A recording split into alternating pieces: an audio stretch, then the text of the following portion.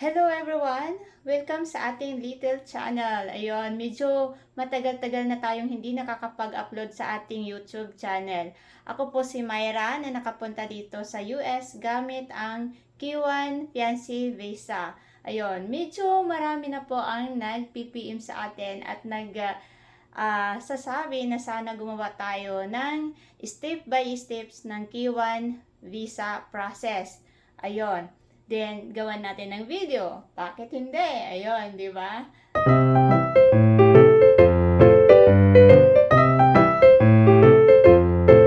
Ang pinakauna po natin gagawin ay ang mag-apply sa USCIS. Ang mag-a-apply po ng petition para sa atin ay ang ating fiancé na US citizen. Ayun. After nun, mag-aantay lang tayo ng mga 1 week. Makakatanggap ang ating petitioner ng text or email ng ating NUA 1. Ito ang Notice of Action 1 or Receipt Number. Yon. Ang receipt number po ay ating gagamitin sa pag-track ng ating case. After 1 to 2 weeks, makakatanggap naman ang ating petitioner ng hard copy. Ito ay ipapadala sa bahay niya. Ayun. Then, para matrack ang ating case, ay kailangan natin gumamit ng app katulad ng USCIS Case Tracker. Or pwede rin naman natin matrack yan sa USCIS site. After ng NUA 1, ang susunod naman natin na aabangan ay ang approval ng ating filing. Ito ang tinatawag na NUA 2. Yun, matatrack natin to sa pamamagitan ng case tracker or sa USCIS site. Ayun. Then, pag ma-approve na po tayo, katulad ng NUA 1, kailangan na naman natin mag-antay ng 1 to 2 weeks para sa hard copy ng ating NUA 2 na ipapadala sa bahay ni petitioner. Kailangan niya to itago kasi napaka-importante ng ating NUA 2. Nandito ang ating alien number na magagamit natin pagdating natin dito sa US sa pag-apply ng adjustment of status. Ayun.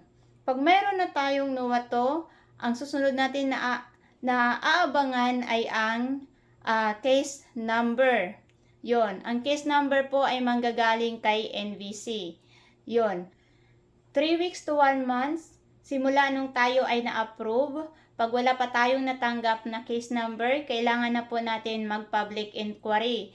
Yon, ang public inquiry po ay direkta po yan kay NVC. Tapos, pwede po tayong replyan ni NVC ng ating case number.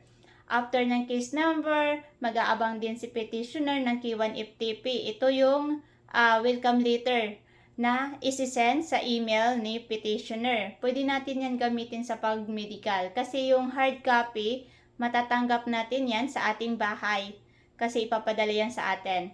Yun, pero medyo matagal yun. Yun. Pag mayroon na tayong case number, ang sunod naman natin gagawin ay mag-open ng SIAC. Ilalagay natin doon ang ating case number. Siguraduhin nyo na ang ating case number ay nagsisimula sa MNL. Ayun. Ang SIAC naman po ay dito natin malalaman kung in transit na tayo or case ready na.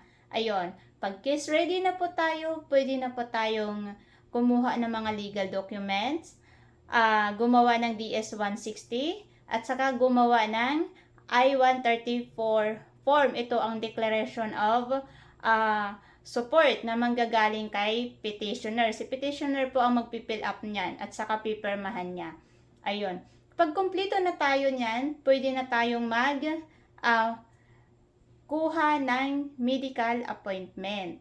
Then, pwede na rin tayo kumuha ng interview appointment. Pero bago ka makakuha ng interview appointment, kailangan mo munang gumawa ng CGI account. Kasi sa CGI account, dyan malalaman kung mayroon interview slot available or wala. Kasi sa totoo lang tayong mga K1 visa ay medyo pahirapan po talaga ang pagkuha ng interview appointment. Ayun, kaya tiyagaan at kailangan mag-abang-abang po tayo. Ayun. Pag nakakuha ka na niyan, sunod mo na gagawin ay mag-medical. Pag pumasa ka agad, mag-i-interview ka na. Then pag pumasa ka naman agad sa interview, magsisiyak ka naman. Babalik ka ulit sa siyak kasi sa siyak po ay doon natin matatrack ang ating visa status. Yon.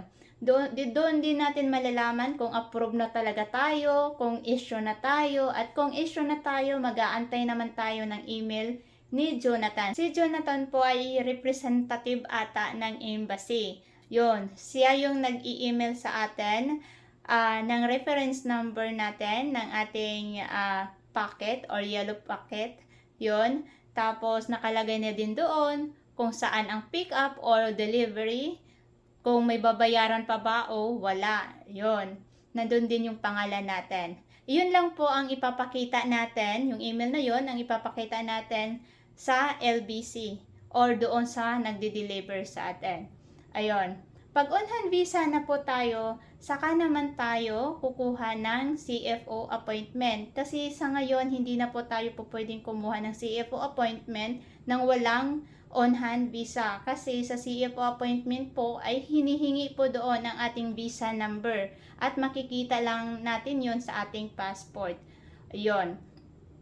Pag meron na po tayong CFO certificate, pwede na po tayong umalis at pumunta dito sa US. Ayun, welcome sa USE na tayo. Ayun. Sana makatulong itong ating video sa mga nagpa-process ng K1 visa. At good luck sa lahat ng nagpa-process at sa lahat ng pumasa. Ayun. Thank you guys!